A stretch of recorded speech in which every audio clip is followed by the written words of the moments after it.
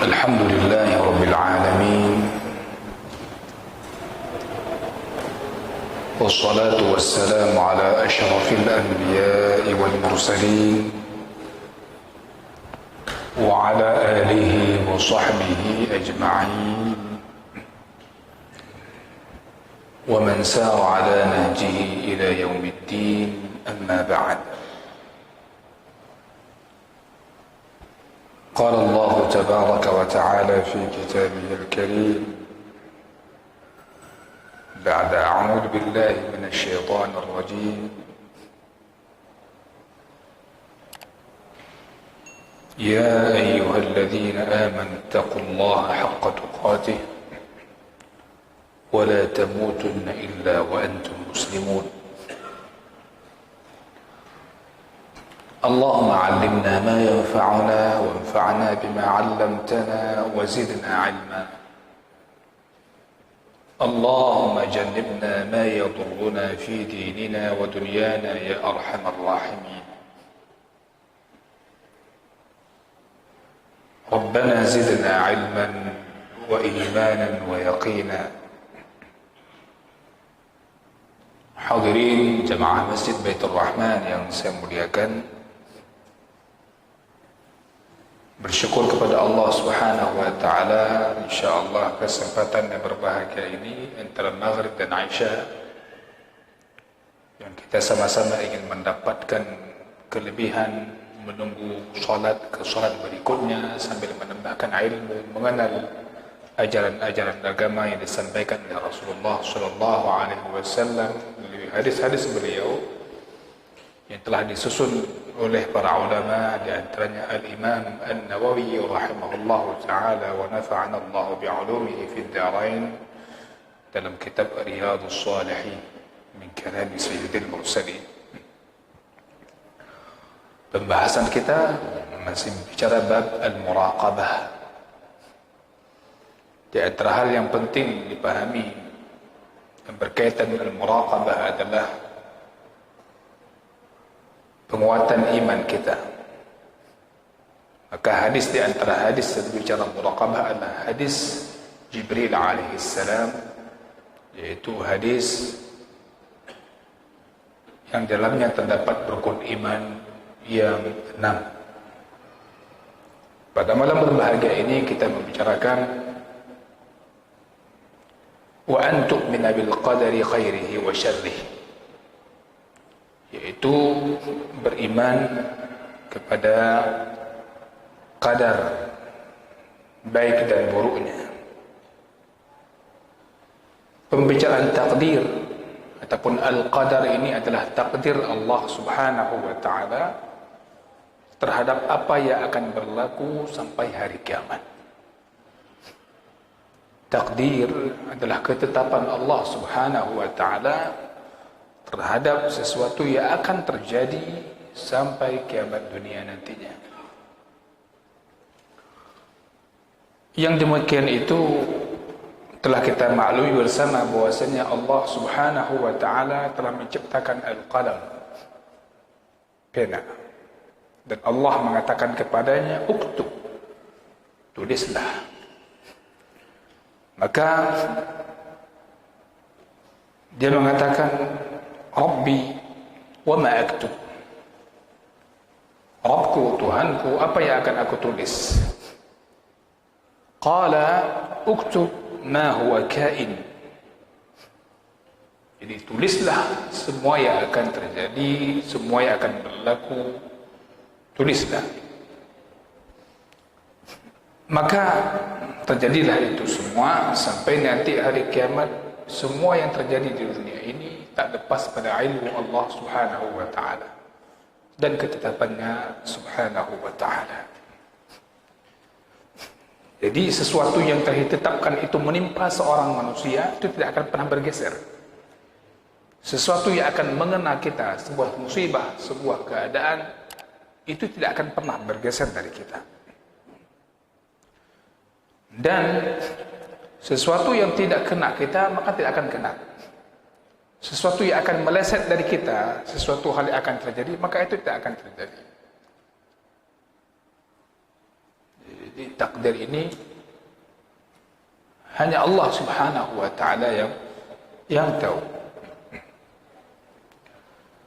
Allah menyebutkan dalam Al-Quranul Karim secara global, misalnya Allah katakan kepada Rasul alaihi salatu wassalam, alam ta'lam anna Allah ya'lamu ma fis samai wal ard, inna dhalika fi kitab, inna dhalika 'ala Allah yasir. Dalam surah Al-Hajj Allah katakan, tidakkah engkau tahukah engkau bahwasanya Allah mengetahui apa saja yang di langit dan apa saja yang di bumi. Inna dzalika fi kitab. Yang semua itu sudah terdapat dalam kitab Lauhul Mahfuz. Serinci apapun masalah yang akan terjadi di dunia ini, Allah Maha tahu. Inna dzalika 'ala Allah yasir. Sesungguhnya perkara yang demikian itu bagi Allah adalah perkara yang sangat mudah. Allah juga mengatakan tentang hal yang sama, satu musibah yang akan menimpa di muka bumi ini atau yang akan menimpa kita semua ini, semuanya sudah ditetapkan sebelum diciptakan musibah itu. Bahkan Allah katakan, ما أصاب من مصيبة في الأرض ولا في أنفسكم ما أصاب من مصيبة في الأرض ولا في أنفسكم إلا في كتاب من قبل أن نبرأها إن ذلك على الله يسير. Sama, perkara yang demikian itu perkara yang mudah bagi Allah Subhanahu wa taala. Semua musibah yang akan menimpa kita ini, semua itu sudah diketahui oleh Allah dan atas ketetapan Allah Subhanahu wa taala. Min qabli an nabra'aha. Min qabli an nabra'aha, yani min qabli an nakhluqaha. Sebelum kami menciptakannya. Artinya min qabli an nakhluqal ard. Sebelum kami menciptakan bumi, sebelum kami menciptakan diri kalian, sebelum kami menciptakan musibah itu, sudah ada dalam ketetapan Allah Subhanahu wa taala. Begitu dahsyat dan detailnya ilmu Allah Subhanahu wa taala. Maka takdir ini terhal yang perlu kita hadirkan dan kita imani dalam kehidupan kita sehari-hari. Faedahnya apa? Nanti akan dibahas di akhir. Apa beda orang beriman kepada takdir dan tidak beriman kepada takdir? Fa'inna Allah, sesungguhnya Allah Subhanahu wa ta'ala telah menuliskan hal ini, telah menetapkan hal ini sebelum menciptakan langit dan bumi selama 50.000 tahun, bi 50,000 sanah. Maka kata para ulama, mestinya berkaitan dengan iman kepada takdir ini, kita beriman dengan segala 4 hal berikut ini. Yang pertama adalah an tu'mina bi anna Allah Subhanahu wa ta'ala alimun bi kulli syai'. Engkau beriman bahwasanya Allah Subhanahu wa ta'ala alimun bi kulli syai'. Maha tahu dengan segala sesuatu. Bi kulli syai'. Syai' yang paling kecil, yang paling enggak nampak pada makhluk, itu Allah Maha tahu. Ya. Alimun bi kulli syai'. Wahada, hal yang seperti ini banyak disebutkan dalam Al-Quran Al-Karim. Allah sebutkan bahawa ilmunya mencakup segala sesuatu. Misalnya sebagian surah At-Talaq atau surah Al-An'am. Surah At-Talaq Allah mengatakan, lita'lamu anna Allah ala kulli syai'in qadir wa anna Allah bi kulli syai'in 'ilma wa anna Allah qad ahata bi kulli syai'in 'ilma. Ilmu Allah telah mencakup segala sesuatu.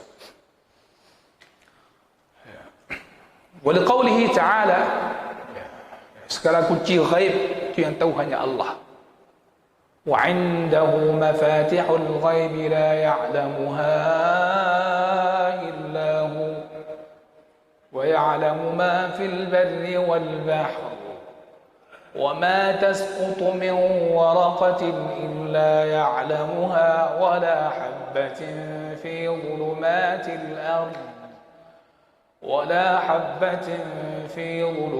الأرض ولا رطب ولا يابس إلا في كتاب مبين. Al-An'am ayat 59.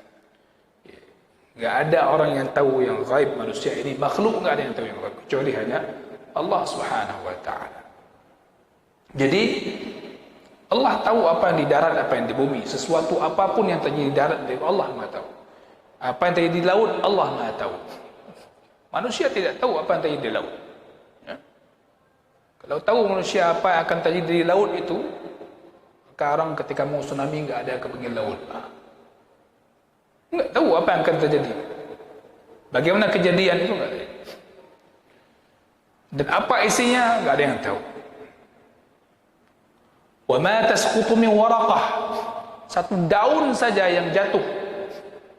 Tidaklah satu daun, satu lembar daun, pohon-pohonan yang jatuh, melainkan Allah mengetahuinya.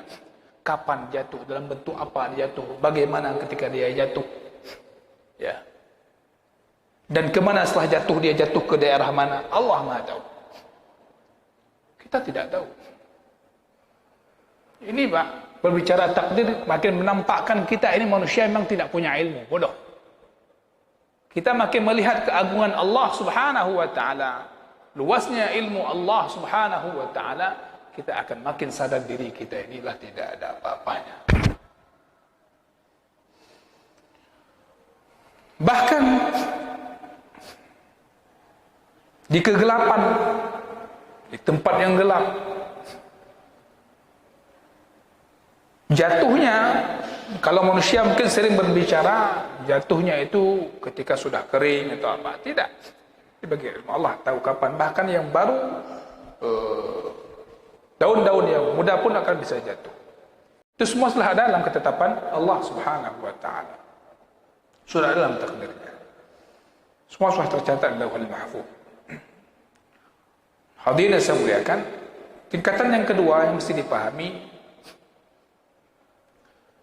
kita beriman bahwasanya Allah Subhanahu wa taala telah menetapkan segala takdirnya, telah menuliskan segala takdir-takdir segala sesuatu itu sampai qiyamis saah, sampai kiamat itu terjadi. Yaitu telah dituliskannya sebelum penciptaan langit dan bumi selama 50.000 tahun. Semua itu telah tercatat di Lauhul Mahfuz dan telah selesai. Pena pun telah kering, lembaran pun telah dilipat. Segala sesuatu yang akan menimpa kita itu tidak akan mungkin meleset dan sebaliknya. Maka ini penting. Maka ketika kita ditimpa sesuatu, menimpa kita sesuatu hal, la taqul, jangan mengatakan law fa'altu kadza ma asabani. Kalau saja aku buat kayak gini tadi, kalau aku saja berbuat seperti ini, kan enggak akan kena. Ini Pak. Sesuatu telah terjadi. Na'udzubillah min dzalik, afana Allah wa iyyakum min dzalik. Terjadi musibah. Orang mungkin contoh di jalan raya. Orang mengendarai motor. Bang, terjadi musibah, jatuh dia. Kalau saya belok kiri kan enggak kena tadi. Sikit aja tadi. Kalau gini, kalau begini, la taqulakan. Ini sudah terjadi. Maka sesuatu yang telah ditetapkan tidak akan mungkin meleset. Karena ada kejadian orang di lampu merah, apa di lampu isyarat itu sudah berhenti. Yang dari sudut sana, sebelah sana sudah berhenti. Tapi tiba-tiba saling menunggu, pas mau berangkat, mau beranjak, terjadi kejadian. Hana pukeun dia. Kalau bukan ada yang gara-gara itu telah terjadi. Telah terjadi. Yakinilah bahwasanya kejadian itu tidak akan terjadi kalau Allah tidak menentukan itu terjadi.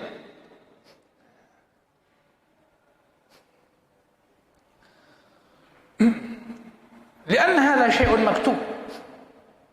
Ini sesuatu yang telah dicatat, telah tertulis dalam mahfuz, telah ditetapkan. La budda an yaqa'a kama kataba subhanahu wa ta'ala. Mesti terjadi sebagai ketetapan Allah.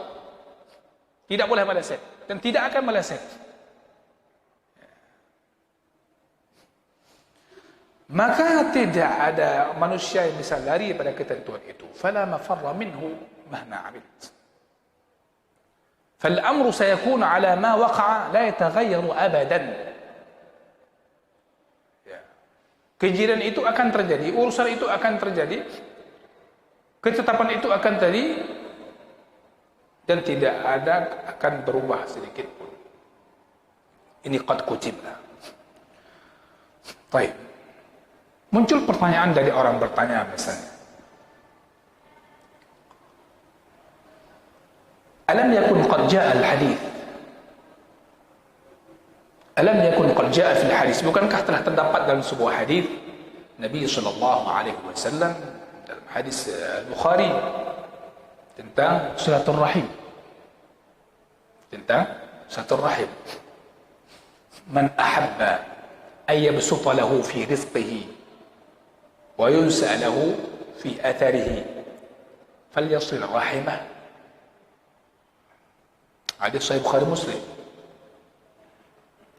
Barang siapa yang dia suka, hendak dilapangkan rezekinya, dipanjangkan umurnya, maka hendaklah dia menyambung silaturahim. Maka jawaban pertama benar, hadis tersebut benar. Perlu diingat, manusia telah dilapangkan rezekinya, dipanjangkan umurnya, ya, untuk dia menyambung silaturahim. Dan telah dicatat dalam Lauhul Mahfuz, telah dicatat oleh Allah Subhanahu wa taala, ditetapkan bagi dia ini akan menyambung silaturahim.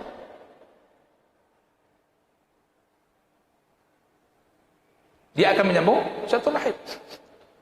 Karena enggak mungkin bagi Allah enggak tahu nanti dia akan sambung silaturahim. Ini pembicaraan akidah, Pak. Saya ingin mengatakan keliru besar orang yang mengatakan belajar hadis, belajar Al-Quran kalau belajar akidah. Dari mana dia ambil akidah kalau bukan Al-Quran dan hadis? Man ahabba, hadis ini betul, sahih, Bukhari Muslim. Bahwasanya hamba tersebut telah dicatat, telah ditentukan oleh Allah Subhanahu wa taala, dia akan menyambung silaturahim. Qad kutiba annahu sayasilu rahimahu wa annahu sayubsatu lahu fil rizq. Dia pun akan dilapangkan rezekinya oleh Allah Subhanahu wa taala. Begitu juga dipanjangkan umurnya. La budda an yakuna al-amru hakadha. Mesti ini terjadi. Tidak boleh tidak. Walakin ar-rasul alaihi salatu wassalam qal, akan tapi Rasul alaihi salatu wassalam beliau mengatakan, man ahabba an yubsata lahu fi rizqihi wa yunsa lahu fi atharihi. Barang siapa yang ingin dilapangkan rezekinya, dipanjangkan umurnya, agar kita bersegera bergegas untuk melakukan silaturahim.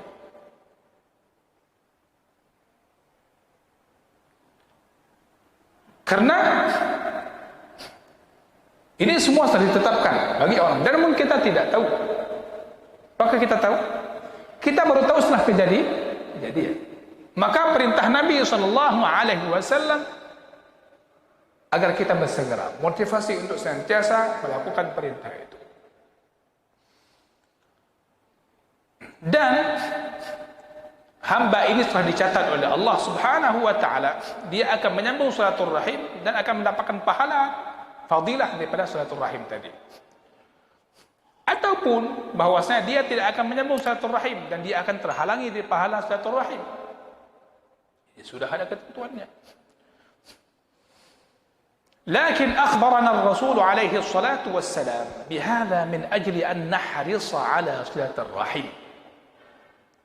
Kan tapi Rasul sallallahu alaihi wasallam mengkhabarkan kepada kita akan hal ini agar kita bersemangat dalam menyambung silaturahim. Dan barang siapa melakukannya, dia akan dapat fadilah itu. Baik. Jadi baru poin-poin dasar nanti. Wa'lam anna al-kitabata fil lawhil mahfuz. Ketahui juga bahwasanya perlu kita pahami sesuatu yang telah tertulis di Lauhul Mahfuz itu berikutnya akan ada yang namanya catatan-catatan yang lain. Ketetapan-ketetapan berikutnya. Seperti annal janin fi batni ummi, ketika janin dalam perut ibunya. Hadisnya sudah kita pernah pelajari. Janin dalam perut seorang ibu apabila sudah mencapai 4 bulan, ya kan? Ya. Bila umurnya sudah sampai 4 bulan, arsalallahu ilaihi malakan. Allah Subhanahu wa taala mengutus kepadanya janin itu satu malaikat, yang mana malaikat itu meniupkan ruh dan diperintahkan untuk mencatat 4 perkara. Ya, ikut ke sana. Bikat birizqihi, catatkan rezekinya si janin ini, ajalnya, amalnya, syaqiyun am sa'id, bahagia atau sengsaranya dia. Dicatat semua. Wa hadhil kitabah ghairu kitabati fil lawhil mahfuz. Ini catatan yang dicatat di janin ini.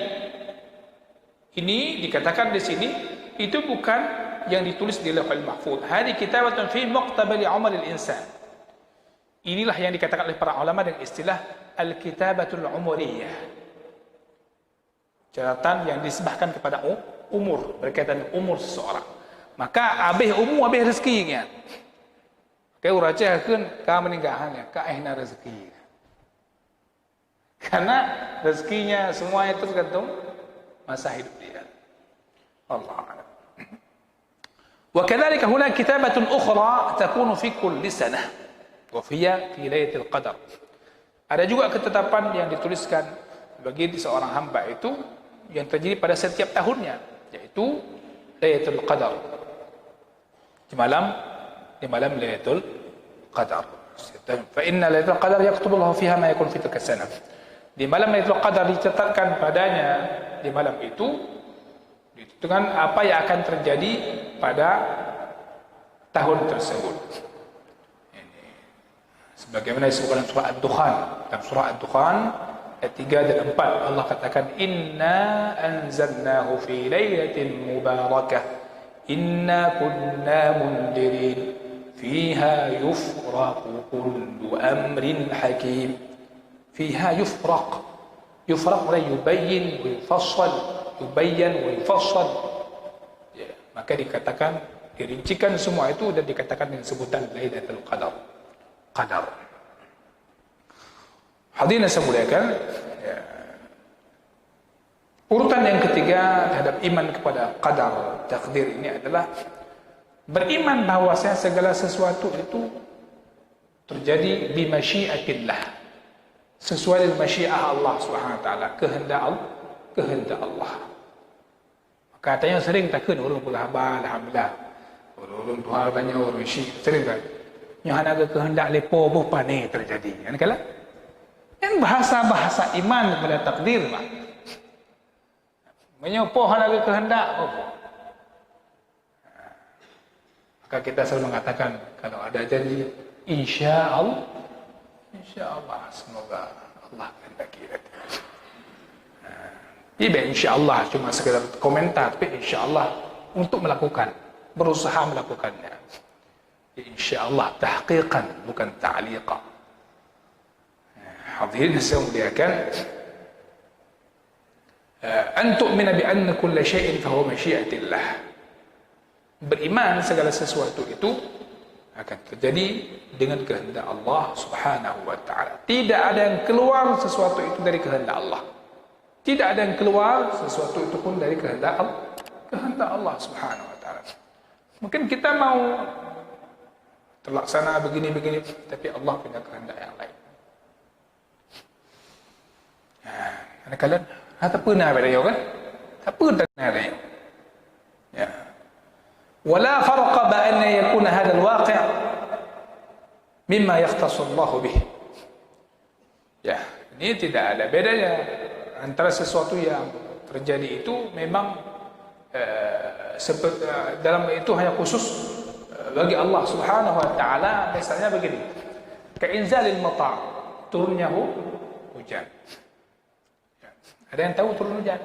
Atau menghidupkan yang mati, keringnya sebuah tanaman, kebun, tapi Allah hidupkan tempat yang tidak ada rumput, kemudian bisa tumbuh rumput. Ya. Allah hidupkan. Ya, ini tidak ada unsur manusia, tidak ada yang tahu sih.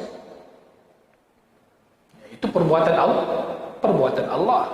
Nah, ini mimma yaqtasullahu bih. Atau sesuatu yang dilakukan oleh makhluk. Contoh amal mulia yang makhluk lakukanlah salat misalnya, atau puasa, siyam dan seumpamanya. Fa kullu hadza bi masyiatillah. Semua ini adalah dengan kehendak Allah Subhanahu wa taala. Ya, di surah At-Takwir sering kita baca, Allah mengatakan liman syaa'a minkum ay yastaqim wa ma tasyauna illa ay yasha Allah. Tanpa kehendak Allah tidak akan terjadi. Wa ma tasyauna illa ay yasha Allah rabbul alamin. Hadirin saya muliakan, juga Allah mengatakan misalnya, walau syaa Allah maqtatala alladhina min ba'dihim min ba'di ma ja'atuhumul bayyinat walakin ikhtalafu faminhum man amana wa minhum man kafar walau syaa Allah maqtatalu walakin Allah yaf'alu ma yurid. Surah Al-Baqarah 253. Ayat-ayat tersebut menjelaskan bahwa Allah menjelaskan kepada kita ini tidak akan bisa melakukan sesuatu, tidak ada masyiah bagi kita kecuali dengan masyiatillah subhanahu wa ta'ala. Artinya, wa anna af'alana, perbuatan-perbuatan kita ini akan terjadi dengan kehendak Allah. Kita berencana, terjadi rencana tersebut kalau Allah memberikan. Walau syaa Allah muqtada. Artinya segala sesuatu itu akan terjadi dengan kehendak Allah Subhanahu wa taala. Fala yakun, tidak akan terjadi sesuatu pun ya kalau Allah tidak mengkehendakinya. Maka ada satu kalimat yang sangat agung sekali yang ijma' kaum muslimin semua sepakat semua dengan kalimat ini, masya Allah kana wa ma lam yasha' lam yakun. Apa saja yang telah Allah kehendaki itu terjadi. Wa ma lam yasha' lam yakun. Dan yang tidak Allah kehendaki tidak akan terjadi. Masya Allah kan wa ma lam yasha' lam yakun. Maka orang-orang beriman yang hanya stres lah. Dia berusaha melakukan kali tak usaha ipo ke kehendak lain macam. Rencana menjak wajib tu ke. Menan ka bulan puasa ka meninggal. Dah rencana tanggal sekian berangkat. Ana kehendak ipo. Dan ada bahasa-bahasa yang saya katakan yang berkembang dalam lisan kita sehari-hari. Ya, sebenarnya itulah bahasa yang memang bergantung kepada Allah. Manusia ini sadar dia tidak punya kekuatan apa-apa. Hadirin yang saya muliakan, yang terakhir waktu urutan yang keempatnya adalah fahiyal iman bi anna kulli syai'in makhluqun lillah. Bicara masalah takdir ini, iman, kita beriman bahwasanya segala sesuatu itu makhluqun lillah, itu makhluk bagi Allah Subhanahu wa taala. Segala sesuatu itu makhluk bagi Allah Subhanahu wa taala. Karena Allah mengatakan Allahu khaliqu kulli syai'in. Allah lah yang telah menciptakan segala sesuatu. Wa huwa ala kulli syai'in wakil. Dalam surah Az-Zumar ayat 2 ayat 67. Surah Az-Zumar ayat 62. Allah mengatakan Allahu khaliqu kulli syai'. Allah lah khaliq segala sesuatu. Wa khalaqa kulla syai'in faqaddarahu taqdira. Insan itu makhluk. Insan ini, kita ini makhluk. Dan perbuatan kita itu juga makhluk bagi Allah Subhanahu wa taala. Allah mengatakan tentang Nabi Ibrahim alaihissalam ketika Ibrahim mengatakan kepada kaumnya, wallahu khalaqakum wa ma ta'malun. Allah yang telah menciptakan kalian dan apa yang kalian lakukan. As-Saffat 96. Jadi perbuatan hamba itu makhluk bagi Allah. Akan tapi yang langsung melakukannya adalah hamba, bukan Allah. Bukan Allah. Ini penting. Yang langsung melakukannya adalah hamba, bukan Allah Subhanahu wa taala. Lakin Allah huwa alladhi khalaqa hadzal fi'il. Akan tetapi Allah Subhanahu wa taala dialah yang telah menciptakan perbuatan itu dan dilakukan oleh hamba. Perbuatan hamba itu makhluk bagi Allah, tapi hamba yang melakukan. Fa fa'alahu al-'abd, maka si hamba melakukannya. Tapi perbuatan itu Allah melakukan. Tapi bukan Allah yang melakukan. Allah menciptakan perbuatan. Pekerjaan. Hadza khalaqal fi'l. Fa huwa mansubun lillahi ta'ala khalqan. Dinisbahkan kepada Allah itu ciptaannya.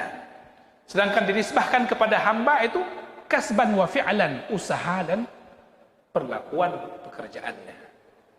Yang dinisbahkan kepada Allah adalah ciptaannya, sedangkan yang dinisbahkan kepada makhluk hamba itu adalah usaha dan perbuatannya. Idzan fal fa'ilu huwa al-'abdu wal kasibu huwa al-'abdu. Yang melakukan perbuatan itu adalah hamba, makhluk ini. Wal khaliqu huwa Allah. Yang mencipta adalah Allah Subhanahu wa taala. Fa kullu syai'in mimma yahduth fa innahu makhluqun lillahi azza wa jalla. Segala sesuatu yang terjadi dan yang akan terjadi itu makhluk bagi Allah Subhanahu wa taala. Akan tapi ingat, penting ini. Lakin ma kana min sifatillah falaysa bimakhluq. Akan tapi segala sesuatu yang berupa sifat Allah Subhanahu wa taala itu bukanlah makhluk. Sesuatu yang sifat bagi Allah bukan makhluk. Contohnya Al-Quran. Al-Quran. Sepakat semua ahli sunnah wal jamaah, Al-Quran itu bukan makhluk. Al-Quran anzalahu Allah ala Muhammadin sallallahu alaihi wasallam. Al-Quran Allah turunkan kepada Nabi Muhammad sallallahu alaihi wasallam.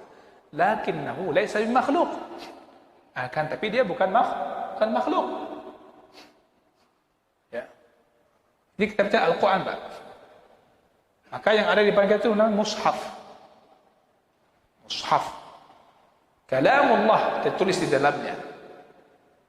Ini yang kita bicara Al-Quran yang Allah turunkan, ya, itu kepada Nabi Muhammad sallallahu alaihi wasallam, yang hari ini kita menjadikan sebagai standar selamatnya manusia dunia akhirat, tak lepas pada Al-Quran dan sunnah Nabi sallallahu alaihi wasallam. Al-Quran itu bukanlah makhluk. Bukan makhluk. Karena Al-Quran kalamullah. Dan kalamullah itu sifat di antara sifat Allah Subhanahu wa taala. Dan sifat Allah itu bukanlah makhluk. Baik, hadirin yang saya muliakan. Ya, singkat ini globalnya. Ya, jangan sampai nanti mengatakan kan sudah diturunkan oleh Allah, berarti itu makhluk. Ini pemahaman yang sangat menyimpang, yang mengatakan Al-Quran itu makhluk. Sifat Allah bukanlah makhluk. Ya. Baik. Ya, mudah-mudahan nanti dikaji pada pembahasan khusus tentang tauhid. Inilah 4 urutan tentang iman kepada qadar yang wajib kita beriman semuanya, sehingga keimanan kita akan menjadi lebih mantap insyaallah. Hadirin yang saya muliakan, apa faedah iman? Poin terakhir, faedah iman kepada takdir, al-iman bil qadar, ini luar biasa agungnya. Karena kalau seorang manusia dia mengetahui segala sesuatu itu mesti terjadi dan akan terjadi sebagaimana perintah Allah, dia akan fresh, istirah, dia akan nyaman. Ketika hamba tahu ini telah terjadi dan tak lepas pada ketetapan Allah kepada dia, dia akan terima. Ini yang terjadi. Maka manusia itu segala usaha kebaikannya dia ingin mencapai melakukannya, pahalanya tidak akan sia-sia. Tidak usahanya. Ya. Maka kita dituntutlah tegar di atas al-haq, kebenaran.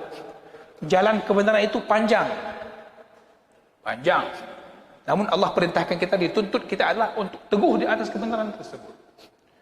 Maka seorang hamba ketika tahu ini semua terjadi tak lepas pada perintah Allah Subhanahu wa taala, maka dia akan nyaman hatinya. Fa idza usiba bi dharra sabar, jika ditimpa sesuatu yang tidak mengenakkan, ya, dia pun bersabar. Ini sebagaimana hadis Nabi SAW. Dia yakin ini semua adalah tak lepas dari sisi Allah Subhanahu wa taala. Jika ditimpa sesuatu yang menyenangkan dia bersyukur. Dan dia mengatakan hadza min indillah, ini juga dari Allah Subhanahu wa taala. Hadis sahih yang kita sedang mendengar, ajaban li amril mu'min, sungguh sangat menakjubkan urusan orang mukmin itu. Ingat siapa? Mukmin, Pak. Mukmin. Ajaban li amril mu'min. Si mukmin ni sungguh luar biasa mukmin itu. Inna amrahu kullu khair. Segala urusannya itu baik. Segala keadaannya baik, kullahu khair. In asabathu sarra'u syakar. Jika dia ditimpa sesuatu yang menyenangkan, dia bersyukur. Fakana khairan lah, maka itu baik bagi dia. Wa in asabathu dharra'u sabar. Jika dia ditimpa sesuatu yang tidak mengenakkan, dia bersabar. Fakana khairan lah, maka itu baik bagi dia. Maka segala ketentuan Allah itu baik. Kullu ma qaddarallah khair. Segala ketentuan Allah itu baik. Cuma manusia kadang standar baiknya yang beda. Bukan melihat standar yang Allah tetapkan. Semua ketentuannya adalah baik. InsyaAllah nanti akan kita bahas dengan makna khairihi wa syarrih, beriman pada takdir baik dan buruknya.